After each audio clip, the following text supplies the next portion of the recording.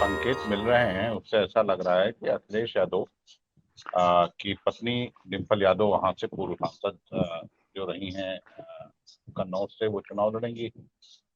और क्योंकि यादव परिवार में अखिलेश यादव की पत्नी वहां से चुनाव लड़ने का विचार है और करीब करीब तय है, कार्यकारिणी ने शायद उस अनुमोदन भी किया है।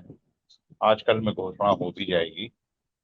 तो ऐसी दशा में मुझे नहीं लगता है कि आजमगढ़ में समाजवादी पार्टी को कोई दिक्कत होने जा रही है।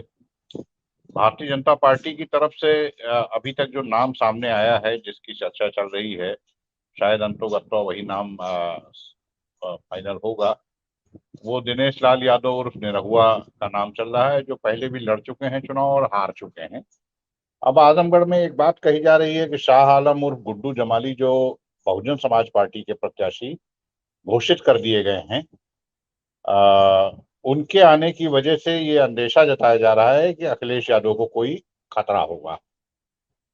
गुड्डू जमाली वहां से पहले भी लोकसभा का चुनाव लड़ चुके हैं और तीसरे नंबर पर रहे थे जब मुलायम सिंह यादव वहां से चुनाव लड़े थे।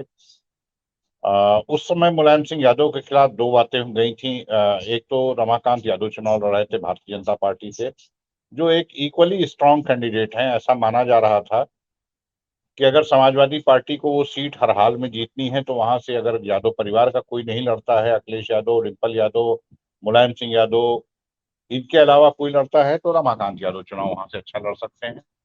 अब चूंकि डिम्पल यादव खुद चुनाव लड़ रही हैं, रमाकांत यादव अखिलेश यादव के लिए काम करेंगे। तो ऐसे में मुझे स्थितियां ऐसी कुछ नहीं दिखती हैं कि कोई पिछले दो चुनावों से उलट ऐसी स्थिति कोई बनेगी, या भारतीय जनता पार्टी का जो प्रत्याशी है उसको कोई ऐसी बूस्टर डोज लगने जा रही है कि जो आजमगढ़ के सारे समीकरणों को उलट के रख देगी। कहने की बात ये जरूर है कि भाई जब शाह आलम लड़े थे लोक विधानसभा का अभी चुनाव, तो उनको अच्छे वोट मिले थे, लेकिन विधानसभा का चुनाव और उनके विधानसभा क्षेत्र की गणित कुछ दूसरी थी।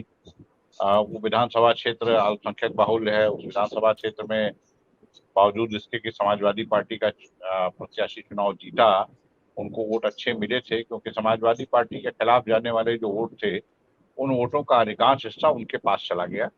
जो स्थिति इस बार नहीं रहेगी, क्योंकि भारतीय जनता पार्टी भी मैदान में होगी।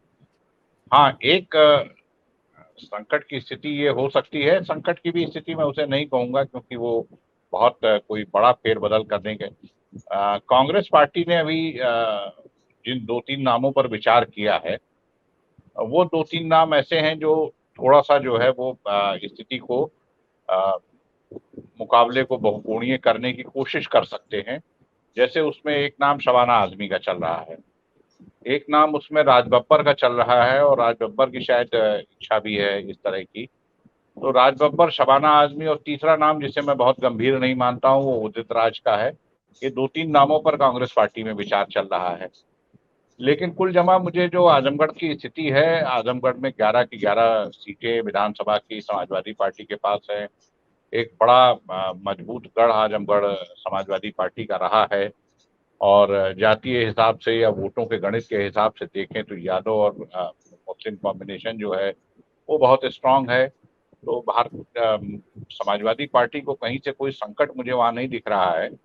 कमोबेश जो नतीजे पिछली बार आए हैं, उन नतीजों से कोई बहुत जीत का अंतर थोड़ा कम ज्यादा हो सकता है, लेकिन मुझे कोई संकट की स्थिति नहीं दिखाई पड़ रही है, जैसा कि अखबारों में और वेबसाइटों पर बताया जा रहा है।